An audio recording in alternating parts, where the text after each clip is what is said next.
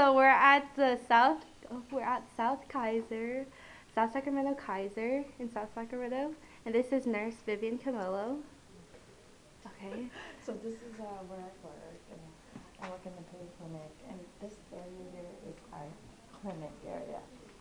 We have on this side of the building is all the doctors, psychologists, offices, and then on this side it's patient exam rooms. Okay. So here is our procedure area. Okay. That's the entrance. Um, Can we go in? yeah. And this is all the patient with our patients.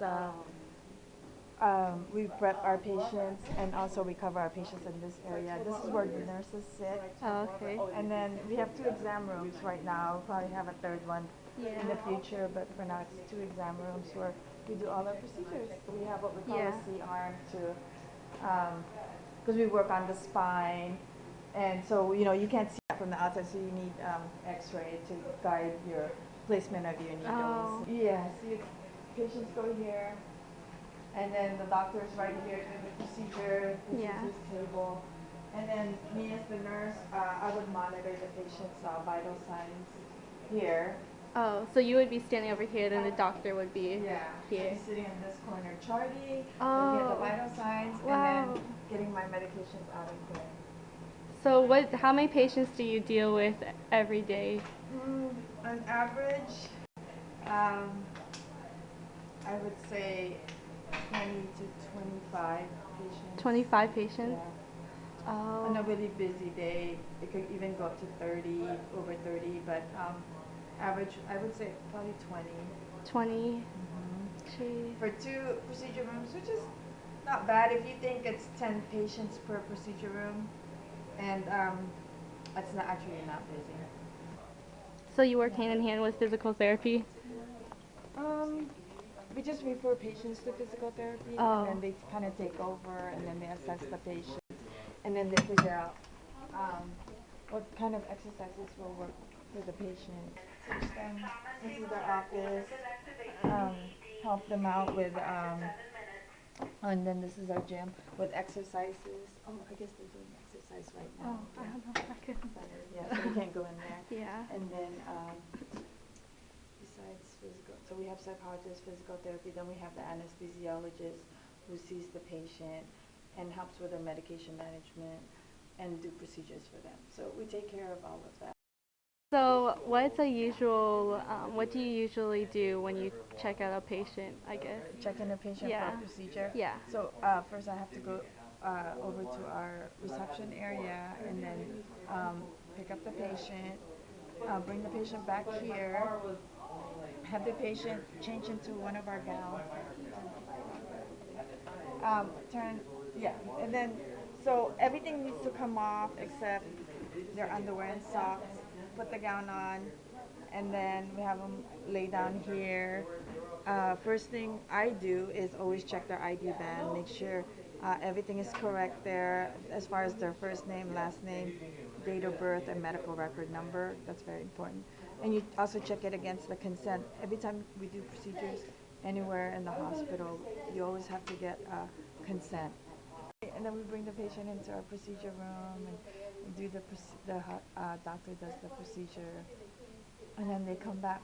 We bring them back out here after the procedure, and they stay anywhere from 15 to 20 minutes. We monitor their blood pressure, everything, pulse, oxygen, respiration for another 15-20 minutes, and their pain level. We always chart a pain level with every vital signs. And then after that, if everything is fine, and then we check the site to make sure that there's no, the puncture site.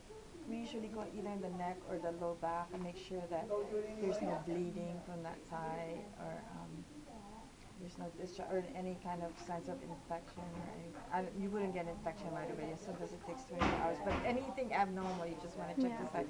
Want to make sure that they have feeling in their legs and that they can stand up on their own before you have them get dressed. And so if everything is fine, then you have them get dressed, and then we give them their discharge instructions, and then they go home. So what college did you go to and what was your major? Okay, I went to San Jose State University, and my major was nursing. Did you just think, oh, I'll just choose nursing? No, yeah, I knew you were gonna ask this question, and I was like trying to think of some really cool answer to give you. But the truth is, I really didn't know what I wanted to take in college, Yeah. and then the only reason why I went into nursing is because my best friend in college was signing up for nursing, so I followed her and I Oh. signed up for nursing. So how long were you in school for? From bachelor's and for your master's? For bachelor's, I stayed 5 years only because when I tried to apply for the nursing program during the time. I mean, nursing was really a popular program, so I was delayed. I was so impacted. I was delayed for a year. I couldn't get into the program. Oh, so it was impacted back then too? It was impacted Wow. back then too. So how long have you been a nurse? Well, since 1989. Oh, yeah, that's pretty But long. yeah, but actually I got my degree a year before graduation because at that time we were allowed to take I'm sorry, not my degree but my license, because we were allowed to take the the exam for the board, um, state boards, even before graduation. So I had my license a year before I graduated. Describe your roles as a nurse at Kaiser.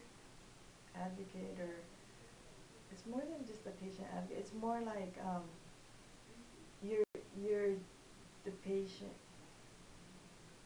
I really don't know how to explain it. It's just like, um, you know how we kind of, when we, it's like when they come in for procedures or they come in for even just a clinic visit, and then you assess the patient. Just from the assessment alone and from the vital signs, if you could pick up a lot. If so, you're the eyes and the ears of the doctor, and then you just kind of you have to alert them if there's anything out of the norm. And So what's the purpose and function of this particular facility? okay, so a big thing here, since we do procedures, is the timeout, and so you have to make sure that you follow the rules there as far as checking patient name, date of birth, medical record number, making sure that everybody involved in the procedures in the room, and that you all agree and that the patient agrees on the procedure that you're doing on the patient, correct?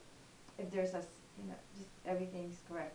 We have a very good program because, like I said, everything is here. Once you're a patient here, um, and you're admitted here, um, everything is, we just take care of it.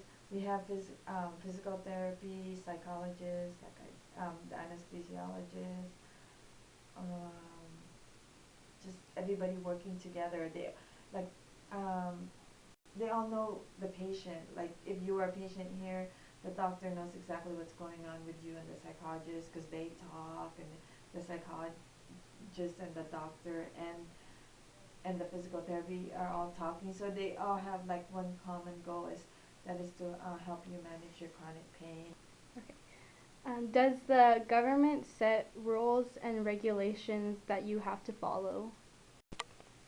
So how is this job rewarding? I say it's rewarding when you feel like when patients come, because chronic pain patients, you see them all the time, and they come and they're happy to see you. They feel like you help them during that, even though you can't take away their pain, but when they're happy, and then they're very appreciative and they're happy to see you because you helped them the last time, so that's a good thing. Okay. Well, thank you, Nurse Camilo, for your time and just showing us around the pain clinic. You're welcome.